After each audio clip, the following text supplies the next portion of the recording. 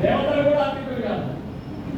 అయితే ఎలాగైతే సరిగా జీవుడు కనిపిస్తూ ఉన్నప్పటికీ కూడా అనుకూల పరిస్థితుల్లో మళ్ళా కొత్తగా జీవిస్తుందో, అలాగే భార్యాభర్తల మధ్య ఏదైనా చిన్న పరమత్సాలు మనస్పర్ధలు వచ్చినప్పటికీ మరలా దాన్ని పక్కన నెట్టేసేసి దైవాది జీవితాన్ని సాగనివ్వాలి అనేదానికి సూచనగా ఆ దర్భాన్ని దర్భ కూడా తర్వాత అక్షతలు పెట్టున్నాం. అక్షతలు అంటే కుటుంబ సభ్యులు. ఈయన వేరే ఫ్యామిలీ నుంచి వచ్చారు, ఆమె వేరే ఫ్యామిలీ నుంచి వచ్చింది. భార్యాభర్త ఇద్దరు కూడా వేరే వేరే ఫ్యామిలీ నుంచి వస్తారు. వాళ్ళ సంప్రదాయాలు వేరు, వాళ్ళ పద్ధతులు వేరు, వీళ్ళ సంప్రదాయాలు వేరు, వీళ్ళ పద్ధతులు వేరు, వీళ్ళ గోత్రాలు వేరు. అయినప్పటికీ కూడా వీళ్ళిద్దరూ కలిసి ఒకటిగా జీవించడం ఎంతో.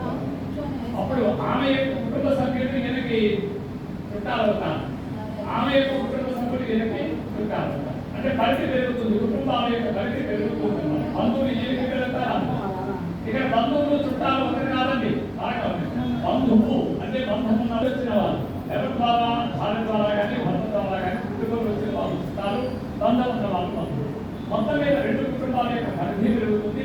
వాళ్ళ మంచి చెడ్డలు వీళ్ళు, వీళ్ళ మంచి చెడ్డలు వాళ్ళు ఆకర్షించాలి. అలాగే ఆ అక్షతలు సంతానాన్ని అభివృద్ధి చేయాలి అనే దానికి సూచనగా ఆ అక్షతలు అక్కడ ఉండడం జరిగింది.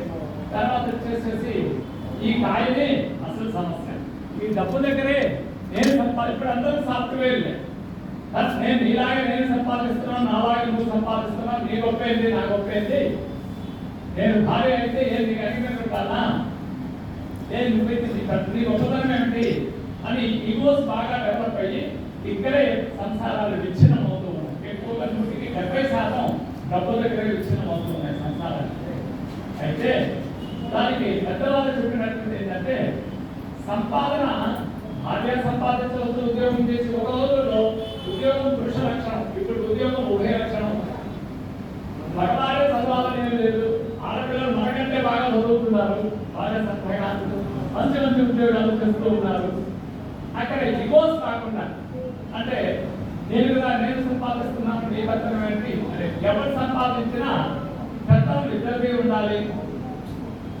ఎలా ఏదైనా ఖర్చు పెట్టేటప్పుడు ఇద్దరు కలిసి ఆలోచించుకొని ఖర్చు పెట్టాలి.